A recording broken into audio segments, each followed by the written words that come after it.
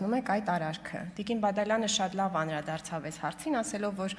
ենթատեքստերը կարող ենք հեռացնել եւ անդրադառնալ այդ ձեր ասվածին։ Այստեղ հարց է առաջանում, թե ինչու չեք դուք ձեր հորդորին հետևում։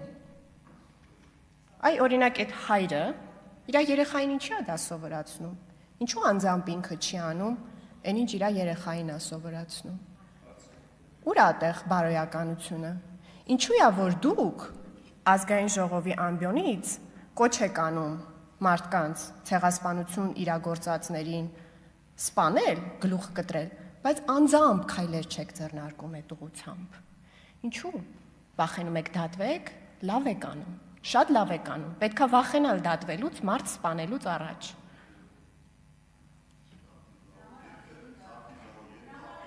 Պարոն Ռուստամյան, անցած տարի մարտին բյուրո ընտրեցիք եւ հանդես եկաք ասուլիսով։ Այդ ժամանակ դեռևս մենք չգիտեինք, որ Բագրատ Գալստանյանին եւ Արթուր Սարգսյանին եւ Իշխանին Սաղաթելյան գաղտնալսում է Հայաստանի Հանրապետության իրավապահ համակարգը եւ ի հայտ են գալու ձայնագրություններ, որտեղ այդ նշածս մարդիկ պլանավորում են, թե ինչպես է անհրաժեշտ հավաքագրել մարդկանց Հայաստանի Հանրապետությունում ոչ խաղաղ անհնազանդության ակցիաներ կազմակերպելու համար, չթվարկեմ մեքենաշուռ տալ, այրել, աստղիկներ ու ինչպիսի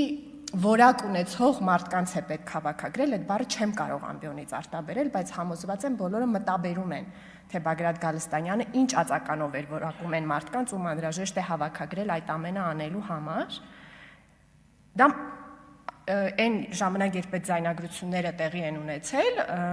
անցած տարվա գարունն է ներառում, այսինքն այն ժամանակ, երբ որ դուք բյուրո էիք ընտրում եւ դուք ասուլիսով էիք հանդես գալիս։ Եվ այդ ասուլիսի ժամանակ ձեր ասած միտքը, չիմանալով այդ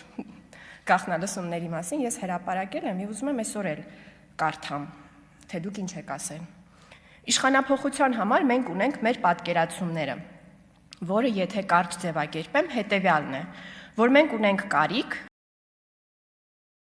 անհրաժեշտ ակտիվության եւ մասնակցության պատրաստ ցուցարարների կազմակերպված ներկայության։ Այսինքն մեզ պետք է ոչ միայն ընդհանուր թիվ մասնակցության, այլ պետք է ակտիվության եւ վճռականության պատրաստ մի իսկապես կազմակերպված մասնակցություն, որը հնարավորություն կտա շարունակական զանգվածային անհնազանդության գործողություններ կազմակերպել։ Խաղաղ բառը բացակայում է։ Դուք այդ օրը հրապարակային հավաքագրում եք այն գաղտնալսման մասնակիցների գործողությունների համար այն ածականով բնորոշվող մարդկանց։ Այդ էիք դուք անում։ Այդ նույն փուլերում, չէ, դուք շատ զգուշ եք, դուք գիտեք ինչպես արտահայտվեք, որ ոչ թե այն Արթուր, ինչա Սարգսյանա ձեր գործընկերոջ անունը ում անձեռնմխելիությունից զրկեք, ցավոք իրան էլ չէիք հուշել, ու առհասարակ լավ կլինի դադարեցնեք այդ օրենքի սահմանի վրա ճոճվող արտահայտությունները անելը, որպեսզի այն հույսով, այն ծածուկ հույսով, փափագելով, որ ինչ որ մեկը կա այն գործողությունը, որին դուք փորձում եք դրթել մարդկանց։ Այդ պետք է դադարեցնեք, որ հիմա էլ ձեզ պատասխանատու չզգաք, եկեք այս ամբիոնի մոտ կանգնեք, ասեք նրանք քաղաքական բանտարկյալներ են։ Նրանց արարքների համար քաղաքական պատասխանատվություն կրում եք դուք։ Այդ նույն շարժումներից մեկի ժամանակ դուք հայտարարություն եք տարածել համահայկական զորաշարժի կոչ անելով։ Ինչ հաշակում համահայկական զորաշարժ։ Մեր սահմանադրության մեջ որտեղ եք տեսել, որ այդպիսի բան կարող է տեղի ունենալ։ Որ այսօր եկել եք, փորձում եք սահմանադրություն պաշտպանել եւ քաղաքական ինձ շարունակելու եք ամեն ինչին պատասխանել, ցավոք էլ չունեք ելույթի իրավունք, ձեր կողքի նստած գործընկերներին ասեք, թող ինձ արձագանքեն, նշումներ արեք, կարձագանքեք ինձ, մի ընդհատեք ինձ։ Համահայկական զորաշարժ, սրա ինչն է սահմանադրական։ Սովորաբար, երբ որ դուք սենց մտքեր եք արտաբերում, մտածում եք, որ հիմա բոլորը թերթով ինձ արձագանքելու եք, տեղից տիկին Գալստյան։ Ինչն եմ։ Հա,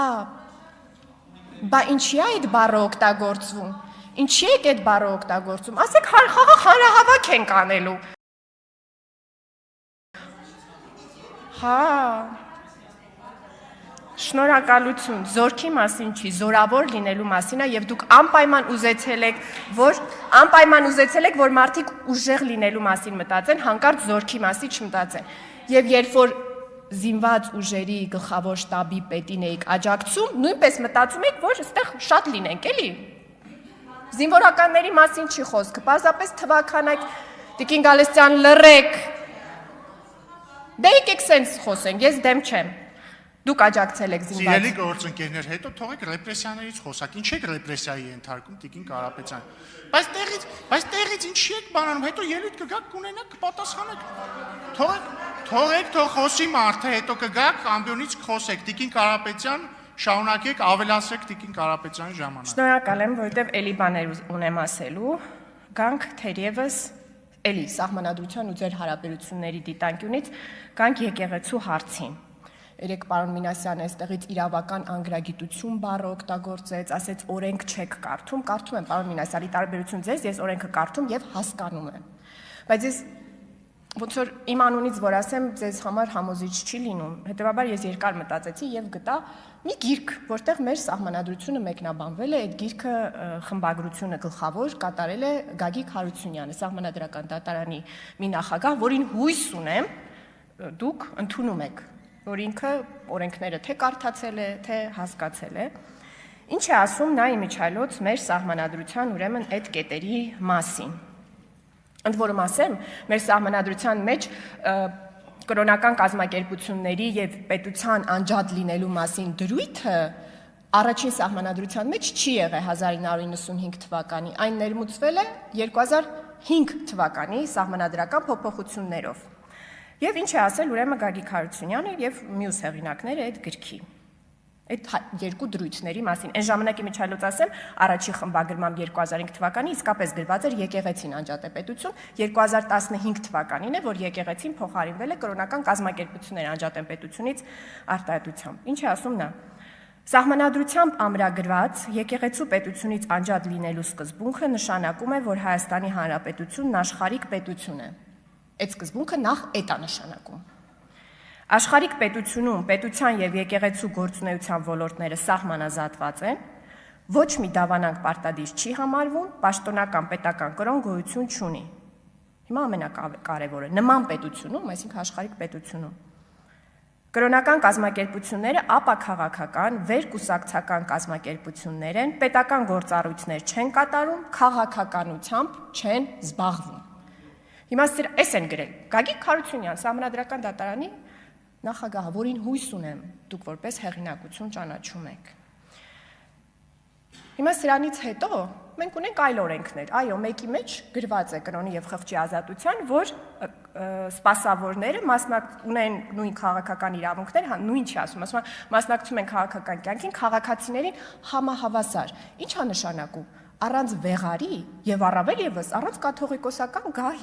գավազանի մյուս քաղաքացիներին համահավասար են մասնակցում։ Այստեղ է խնդիրը, որ այդ սահմանադրությունը իր այդ տողով եւ իր մեկնաբանությամբ պետքա գործի, նոր դրա ներքո մյուս օրենքները կարդանք ու հասկանանք։ Մեր ընտրական օրենսգիրքը